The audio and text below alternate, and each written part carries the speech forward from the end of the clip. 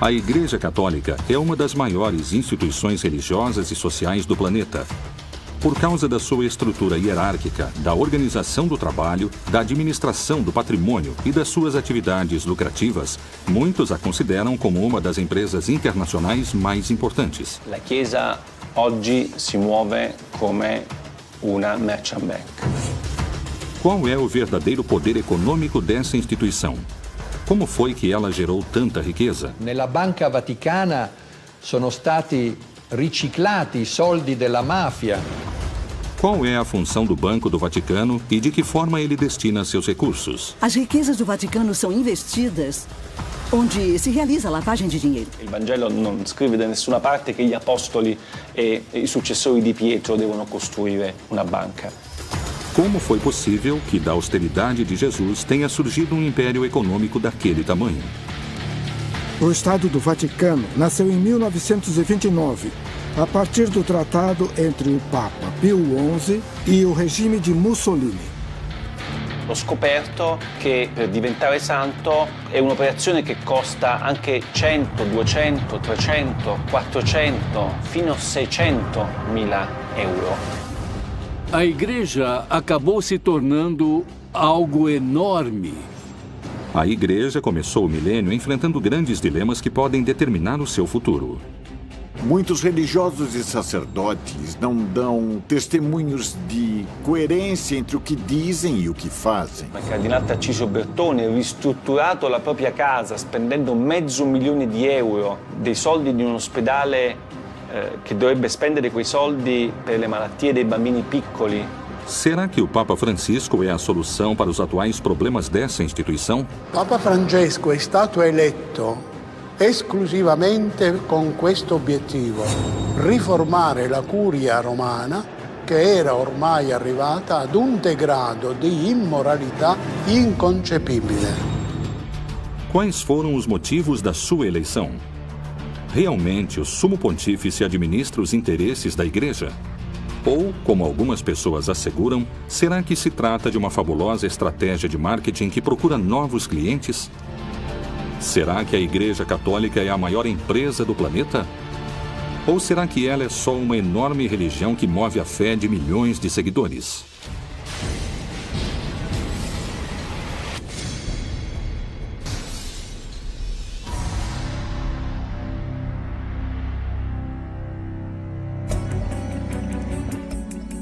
As fontes da riqueza e os ingressos monetários da Igreja são muitos e provêm de uma enorme lista de formas arrecadatórias. Esmolas, dízimos, primícias, pagamentos da administração dos sacramentos, batismos, casamentos, crismas, extrema-unção, heranças de particulares, aluguéis, investimentos e muitas coisas mais. Diferentes vozes críticas asseguram que a Igreja acumula em ouro o maior tesouro do mundo. Il Vaticano ha una ricchezza che vale oggi intorno ai 15 miliardi di euro, che sono più di 16-17 miliardi di dollari americani. Ed è una ricchezza che viene divisa in una parte finanziaria e una ricchezza immobiliare. Il patrimonio immobiliare a Roma vale più di 4 miliardi di euro. Mas como e de que forma nasce essa instituição e sua riqueza? O papado que existe a partir do começo do cristianismo, do século I, e, acima de tudo, aquele que existe a partir do século VI, vai ter cada vez mais riquezas ao longo da vida medieval. Por isso, nos séculos XIV e XV, acredita-se que 1/3 ou 1/4 de todas as terras europeias pertenciam ao papado. O Papa, que está em Roma, tem mais territórios do que qualquer rei ou governante da Europa nos séculos XIV e XV. Que motivo a Igreja usa para defender e conservar os tesouros artísticos e culturais de valor incalculável que ela possui? A Igreja tem a responsabilidade de cuidar do patrimônio artístico e o patrimônio humano, porque eles são nossas raízes. São um tesouro que ninguém pode tirar de nós. Seria uma pena se fossem perdidos por descuido. A Igreja tem o trabalho de preservar o patrimônio artístico e cultural. E muitas vezes ela não tem recursos para fazer isto. E é uma pena que nem sempre possam cuidar dessas obras de arte como elas merecem. Le carte dimostrano che il Vaticano ha proprietà immobiliari importanti anche in Inghilterra, a Londra per la precisione, a Bond Street, una delle vie più eleganti e quasi tutta del Vaticano. Il negozio dove c'è Bulgari è di proprietà del Vaticano.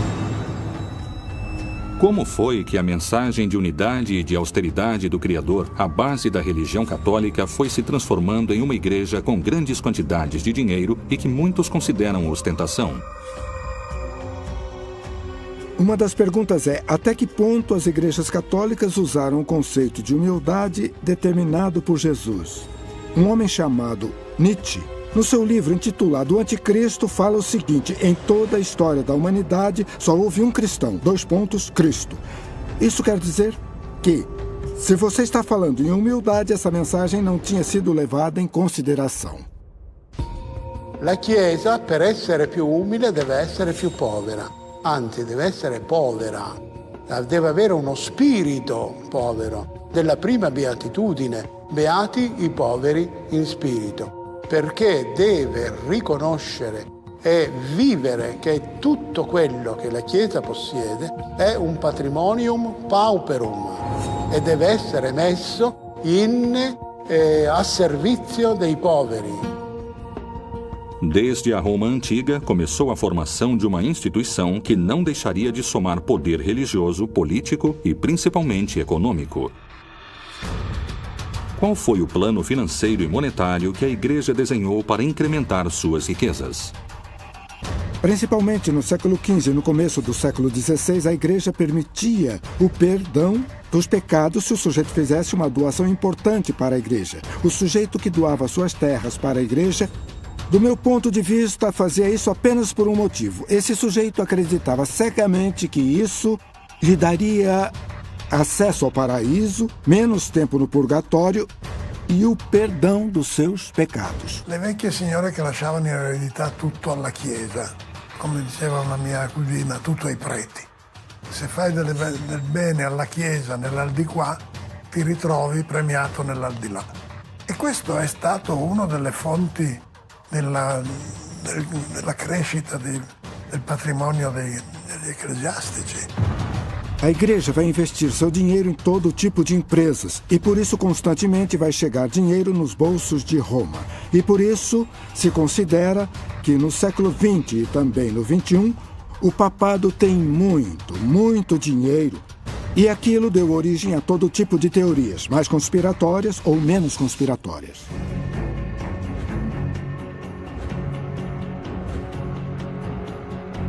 Com o passar do tempo, o clero foi incorporando novas formas de arrecadar dinheiro e bens para a Igreja. Qual era a relação entre a caridade e o pecado? A purificação das almas e o dízimo? Por que algumas pessoas afirmam que esse pode ter sido o novo jeito de ganhar mais dinheiro? As indulgências chegam ao extremo no final do século XV e no começo do século XVI, quando o Papa Júlio II queria criar um grande prédio que ficou conhecido como a Basílica de São Pedro. Para isto era necessário muito dinheiro. Então a pessoa ia lá, pagava uma cifra determinada e com isto seus pecados, de certa forma, diminuíam. Ci sono migliaia di cause di beatificazione, c'è un ministero apposta che si occupa soltanto di questo, che fattura centinaia di migliaia di euro tutti gli anni grazie a questo incredibile business. O Papa Francisco não quer só ser bom, ele quer que as pessoas vejam que ele é bom. Ele quer que ninguém ache que o fato de dar esmola em troca de uma bênção é uma espécie de negócio, uma espécie de especulação, como aquela que condenou Lutero, falando sobre o perdão, sobre as pessoas que davam esmola em troca de perdão. O Papa não quer que as pessoas paguem por sacramentos ou por bênçãos. Ele não quer que as pessoas deixem de ir à Igreja Católica porque elas acham que não têm dinheiro. Que ninguém pense que a fé católica deve ser comprada, que tem que pagar para batizar o filho ou para que o Papa lhe dê uma bênção. É a mesma mensagem que está no Evangelho. Jesus Cristo dizia: Dai de graça o que de graça recebestes. A forma da Igreja Católica arrecadar dinheiro não se encontra só nos sacramentos.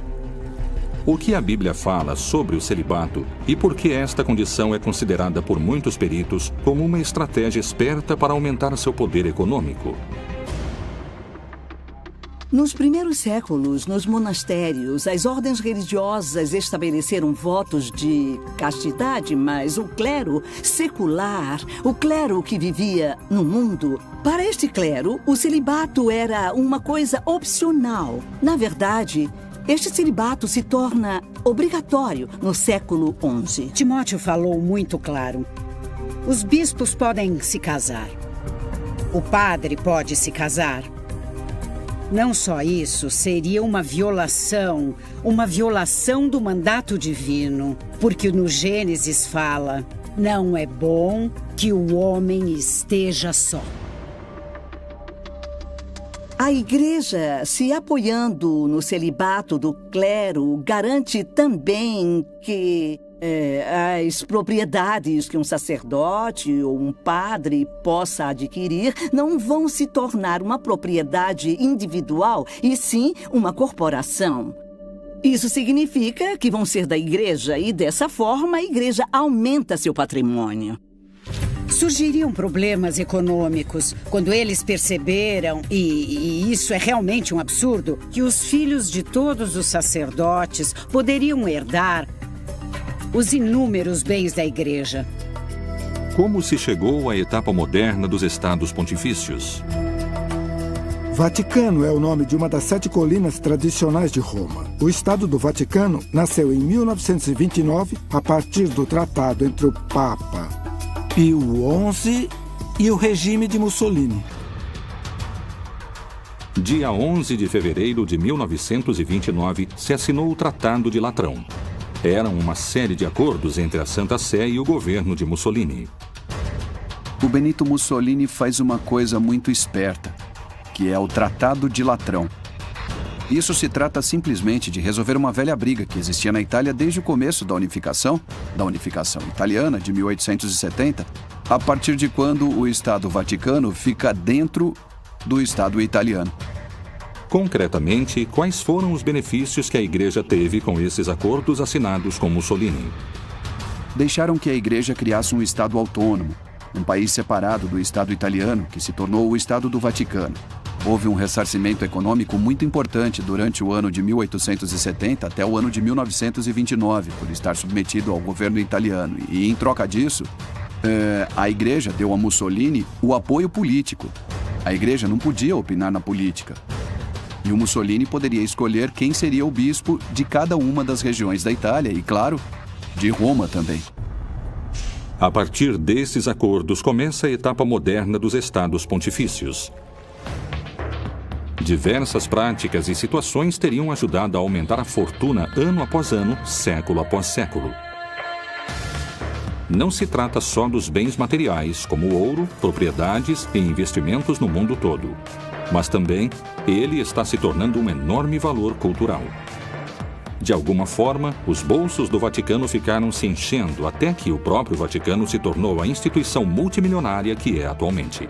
È impossibile valutare il patrimonio di tutta la Chiesa cattolica. È praticamente impossibile. Sicuramente parliamo di miliardi e miliardi di dollari. È impossibile saperlo perché nemmeno il Vaticano lo sa.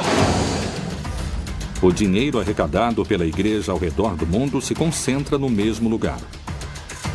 Por que o Papa Pio XII criou um instituto para as obras da religião, mundialmente conhecido como o Banco do Vaticano? Quanto dinheiro e quanto ouro administra e a que negócio se dedica?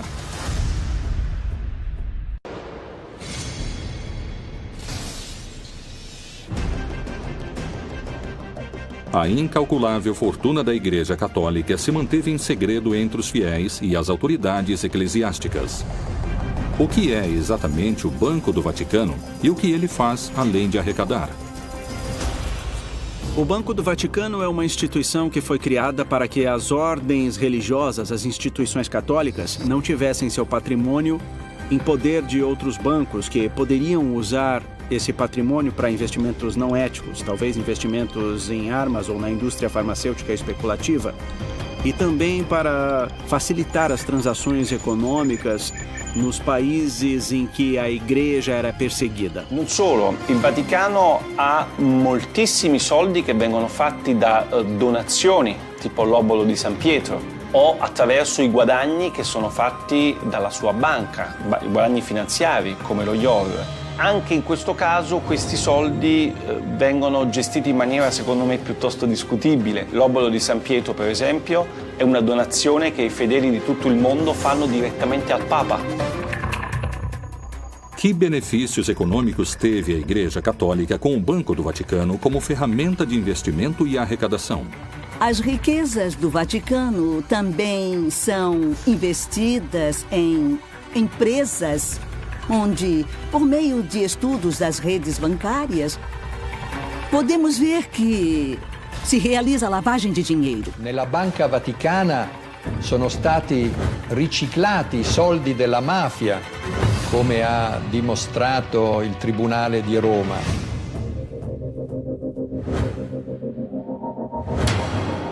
Questi soldi sono in parte stati investiti su azioni come la Pepsi Cola, come la Dow Chemical, come la Exxon. È ovvio che tutto questo senza nessuna trasparenza e senza che i cittadini italiani sapessero nulla. Attraverso i canali della Banca Vaticana sono passati soldi per tangenti di corruzione ai partiti politici italiani di governo negli anni 80-90. Questi soldi, anche i guadagni, non vengono quasi mai dati ai poveri, ma servono, e questo non lo dico io, ma lo dice un lavoro della Commissione europea, servono per le necessità dei dicasteri romani e dei cardinali. Faz muito tempo, muitas pessoas, entre especialistas e grandes teólogos, se fazem a mesma pergunta. Como é possível que a Igreja acumule tantas riquezas, sendo que há tantos pobres no mundo? Como historiador da Idade Média, eu visito muitas igrejas. E algo que temos que enxergar é a riqueza da Igreja ao longo dos séculos, diante da pobreza imensurável de muitos. E essas pessoas pobres, e não é à toa, já se rebelaram várias vezes contra a Igreja. Quero acreditar que o Papa Francisco realmente vai mudar algo. La Conferenza Episcopale Italiana, che è la più importante del mondo, riceve direttamente dagli italiani quasi 1 miliardo di euro l'anno, che secondo le pubblicità che i vescovi fanno in televisione servirebbero ai poveri, agli ultimi, ai paesi del terzo mondo. L'80% di questi soldi non va ai poveri. Seria possível terminar definitivamente com a pobreza se o Vaticano se desprendesse de toda essa riqueza que possui ao redor do mundo? Vender as propriedades da Igreja para acabar com a pobreza do mundo seria útil, mas serviria só para disfarçar o problema, não é? Eu acho que o que o Francisco está fazendo é mudar a cultura. Isso significa fazer com que a situação, o ritmo de vida daqueles que têm mais poder no Vaticano seja mais discreto, mais exemplar. Só o que o Papa Francisco pediu foi que as estruturas da Igreja fossem utilizadas para ajudar as pessoas. Come vorrei una chiesa povera e per i poveri. A partir da frase "uma igreja pobre para os pobres", começou uma campanha de Francisco para tentar combater a corrupção e fazer isso de forma eficiente. Secondo qualcuno che pensa che il Vangelo debba essere una sorta di guida, no? del Vaticano, e il Vangelo non scrive da nessuna parte che gli apostoli e i successori di Pietro devono costruire una banca. Temos que lembrar que a Igreja é uma instituição que acabou se tornando algo enorme e é muito difícil conseguir controlar tantos grupos de influência dentro daquilo que é o Vaticano. Para alguns críticos e peritos nesse assunto, a Igreja Católica funciona de forma parecida com as empresas multinacionais. La Chiesa oggi si muove come una merchant bank. L'Istituto per le opere di religione è la banca del Vaticano e controlla ancora oggi tutto il patrimonio finanziario della Santa Sede. Il problema è che lo IOR nel corso dei decenni è finito in tantissimi scandali, perché all'interno dello IOR hanno riciclato denaro i mafiosi, hanno riciclato denaro politici, imprenditori, tutte persone che non avevano alcun diritto, secondo le leggi del Vaticano, di avere i soldi allo IOR.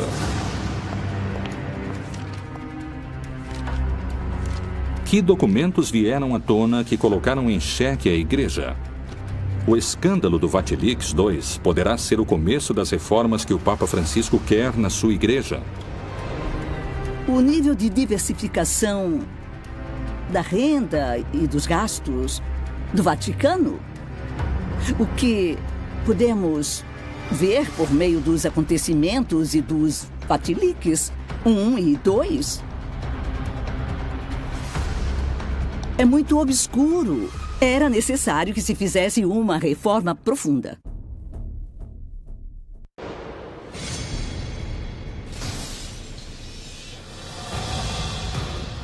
Em 2015, o Vaticano sofreu um novo e polêmico vazamento de documentos secretos. Esse acontecimento ficou conhecido como Vatilix II, em alusão a um escândalo parecido que aconteceu em 2012, quando uma parte da correspondência do Papa Bento XVI foi exposta. Os novos vazamentos, diferentemente dos primeiros, revelam todo tipo de irregolaridades nas finanças do Vaticano.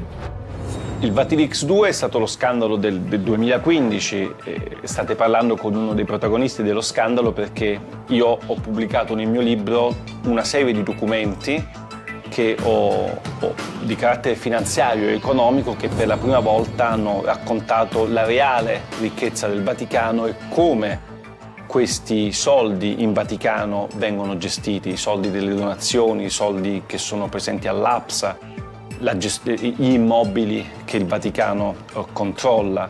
Os dados do vazamento Vatilix II são muito interessantes porque são a prova da situação em que o Papa Francisco se encontrava antes da reforma. Na verdade, são um tesouro. O escândalo financeiro Vatilix II revela documentos que foram publicados em 2 livros. Num deles, o autor Emiliano Fittipaldi denuncia irregularidades de todo tipo nas finanças da Santa Sé, apresentando o Vaticano com grandes problemas econômicos. Um buraco negro no sistema de pensões, corrupção por parte da Cúria, desvio de fundos e a completa ausência de transparência nos balanços da Santa Sé.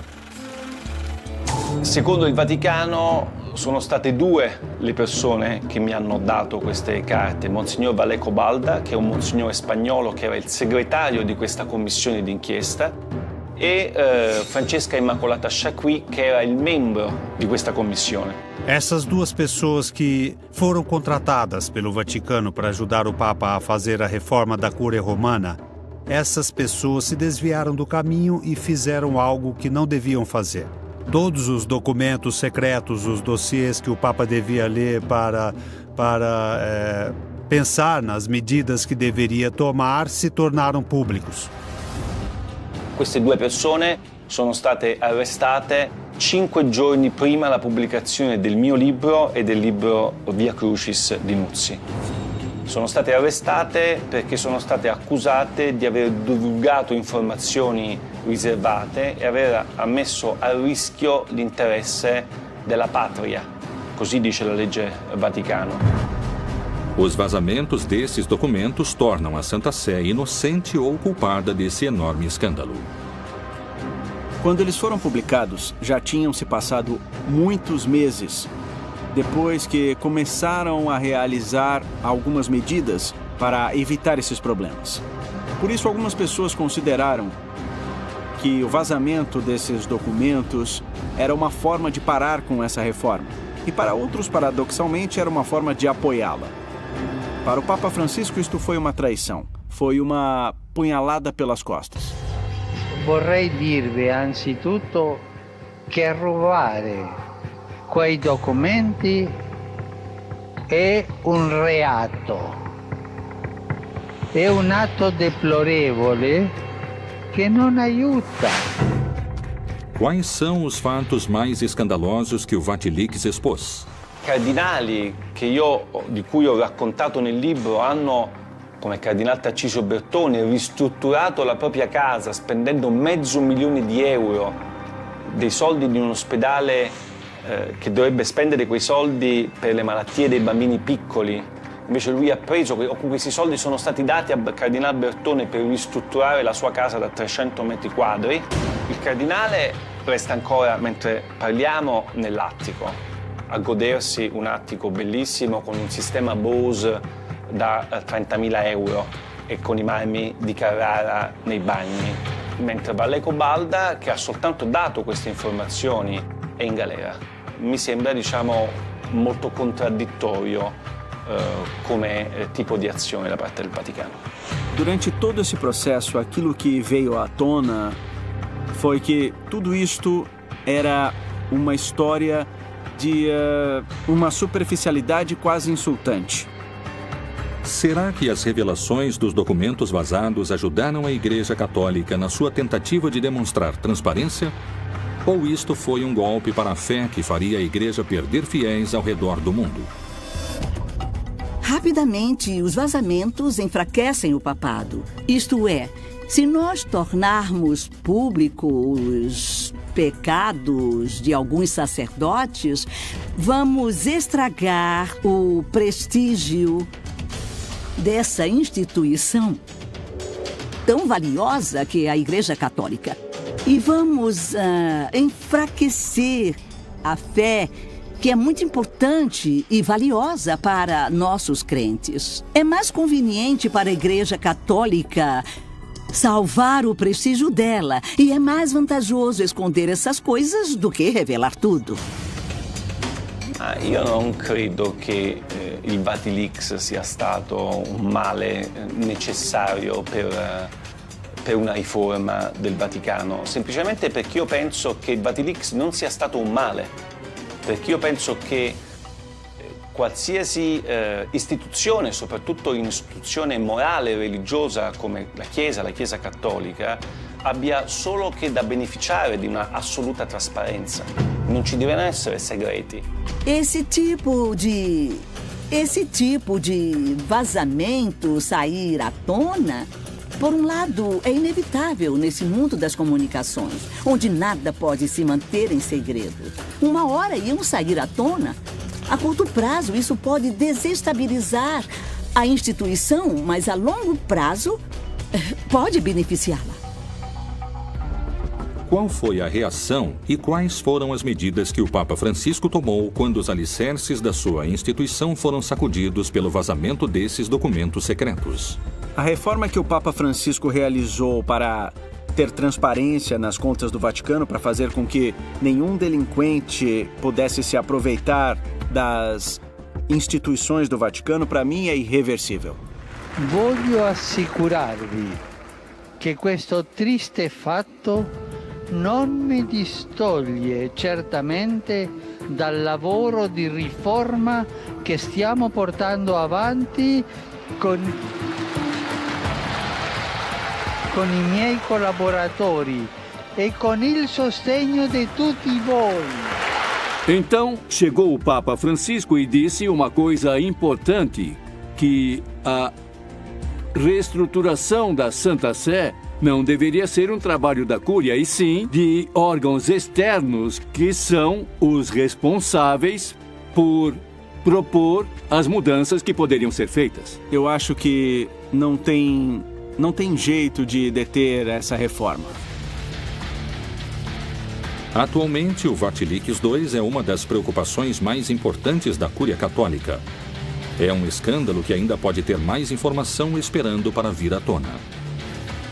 L'impatto di Vatilix sulla stampa mondiale ovviamente è stato devastante. Mai prima erano usciti documenti riservati così importanti, soprattutto che riguardavano aspetti contemporanei della Chiesa. Io penso che la Chiesa debba smettere di lavare i panni sporchi dietro le mura leonine. Será que esses casos de corrupção podem afastar os fiéis da religião? Essas revelações seriam motivos suficientes para perder poder dentro do vasto universo da fé? Hoje, um grande problema da Igreja Católica é que a autoridade perdeu a capacidade de criar credibilidade, de criar obediência e de criar continuidade. O que acontece é que a hierarquia católica e muitos religiosos e sacerdotes não dão testemunhos de fé e não há coerência entre o que eles dizem e o que fazem. Se a igreja quiser recuperar a credibilidade e a legitimidade, ela tem que enxergar os problemas e começar a solucionar, senão... Porque enquanto os problemas ficarem escondidos, eles vão se tornar uma panela de pressão. Os mesmos peritos que percebem a quantidade de fiéis perdidos por causa desses escândalos acusam a igreja de utilizar estratégias de marketing para recuperá-los. Até que ponto essas declarações são verdadeiras? Quais seriam as ações usadas para conseguir esses objetivos?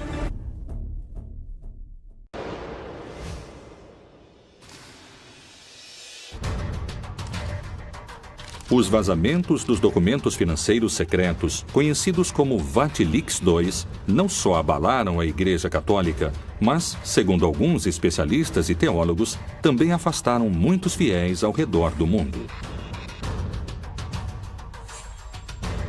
Será que a Igreja Católica criou uma estratégia de marketing com slogans de estilo publicitário e com uma fórmula para fomentar e somar seguidores? Por que algumas pessoas falam das aparições da Virgem, dos milagres dos santos e das canonizações como uma estratégia de marketing? A partir do século VIII, os católicos tinham a estratégia de utilizar os lugares sagrados dos povos dominados ou conquistados para colocar neles símbolos religiosos e católicos e, desse modo, começarem o trabalho pastoral. Conforme a Igreja ia evoluindo nos últimos anos, os papas destacaram cada vez mais a necessidade de levar santos a todas as comunidades. Aproximadamente no ano de 1357, numa igreja da França, começou a se exibir um manto com o corpo e o rosto de Jesus impressos. Depois deram esse manto à Santa Sé e ela o deixou na Catedral de Turim.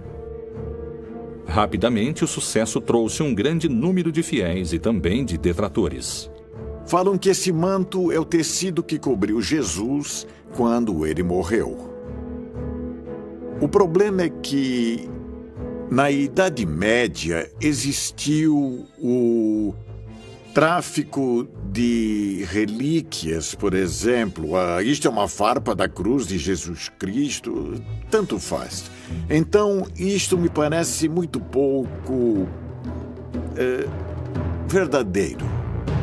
Mas não é só essa relíquia que é considerada por algumas pessoas como uma hábil estratégia de marketing para atrair novos fiéis. Quando os conquistadores chegaram na América Latina, quando, entre aspas, descobriram a América, todos aqueles conquistadores fundaram muitas cidades com nomes ou advocações da Virgem. Essa era a melhor forma de se aproximar dos nativos, dos indígenas. E os próprios indígenas descobriram que a melhor forma para se encontrar e também dialogar com os invasores era através da Virgem. Outro tipo de acontecimento que é difícil de explicar pela ciência são as aparições da Virgem. Na América Latina, talvez o caso mais famoso seja o da Virgem de Guadalupe. A primeira grande aparição da Virgem aconteceu no século XVII, logo depois que os conquistadores chegaram na América, no México. Um índio chamado Juan Diego viu a Virgem. Foi onde os franciscanos estavam lá e lá estava a máxima aparição da Virgem, que era a Virgem de Guadalupe, padroeira da América Latina. E com ela vai se afirmar a ideia de mediação. Os franciscanos se opõem ao culto guadalupense porque acreditam que ele tem muitos elementos sincréticos. E outros discordam disso porque acreditam que é bom ter um culto que é compartilhado por uma parte dos católicos mexicanos e que é melhor fortalecer e dominá-lo. E essa é mais ou menos a política que está se desenvolvendo. Será que essas aparições são verdadeiros milagres? Podemos pensar nelas como estratégias da igreja para fortalecer a fé ou para que os fiéis continuem acreditando. Investigamos como apareceu a Virgem e para quem. Se aparecer uma mulher, vão colocar um homem ao lado dela.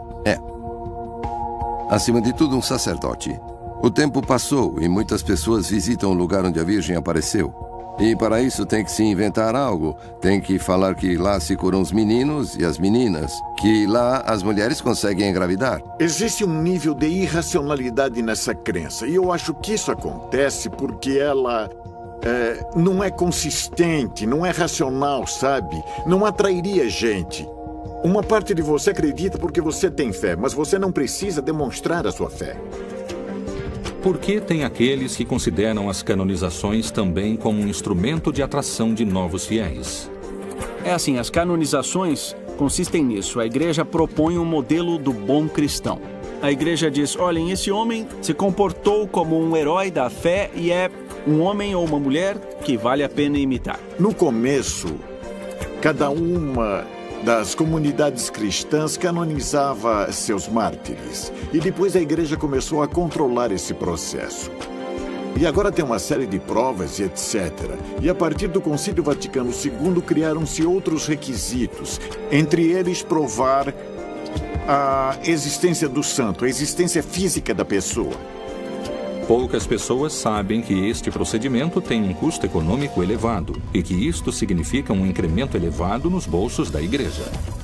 La storia della fabbrica dei santi è una delle più incredibili che ho scoperto con la mia inchiesta, perché io pensavo che per diventare santo fosse un'operazione che la Chiesa faceva in maniera gratuita. E invece ho scoperto che per diventare santo è un'operazione che costa anche 100, 200, 300, 400, fino a 600.000 euro. Per me è uno scandalo incredibile quello che ho scoperto.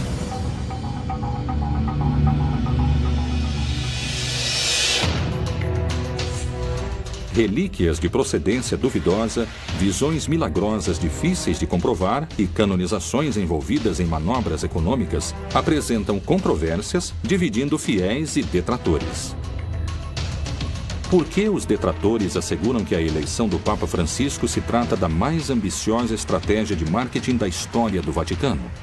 Se realmente tiver uma estratégia de marketing envolvendo o Papa Francisco, eu gostaria de contratar esse estrategista de marketing para minha empresa, porque ele conseguiu mudar completamente a cara da igreja. Eu acredito que o estrategista de marketing da marca Francisco é Jorge Mário Bergoglio.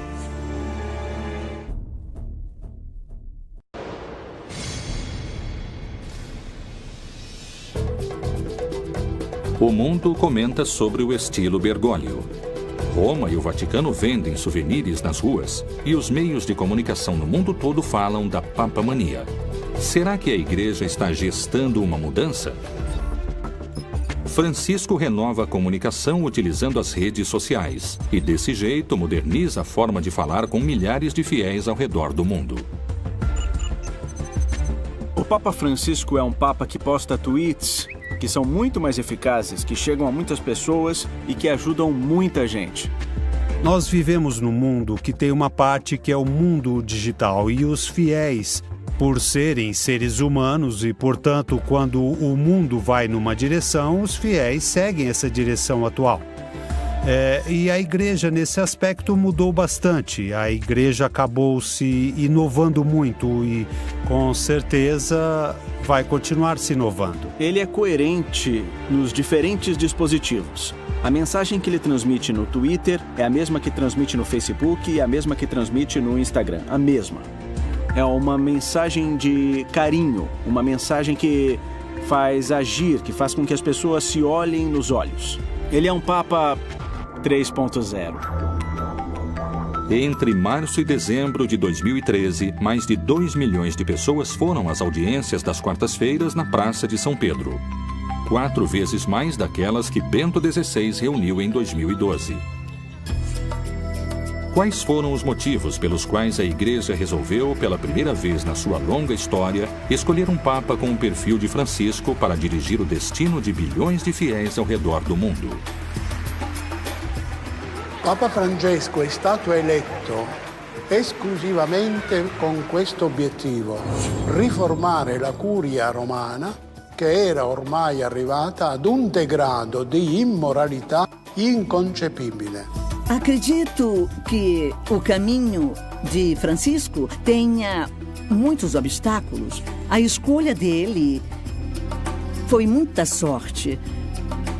Num momento em que a Igreja Católica está envolta em rixas numa enorme competição interna. I gesti che lui fa sono importanti. Per esempio, pochi si sono resi conto del primo gesto che ha compiuto la stessa notte del 13 febbraio del 2013 quando è stato eletto. Affacciandosi al balcone, non aveva la mantella rossa né la stola con le insegne di Pietro e Paolo, ma era semplicemente vestito di bianco e si è presentato come vescovo di Roma.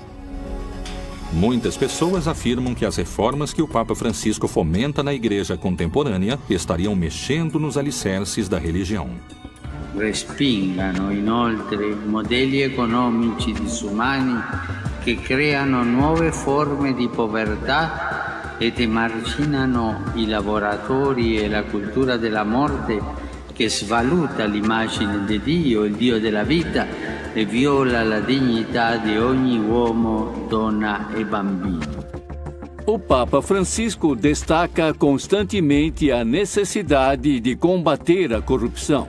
Ele diz que é algo que vai te levar para o inferno.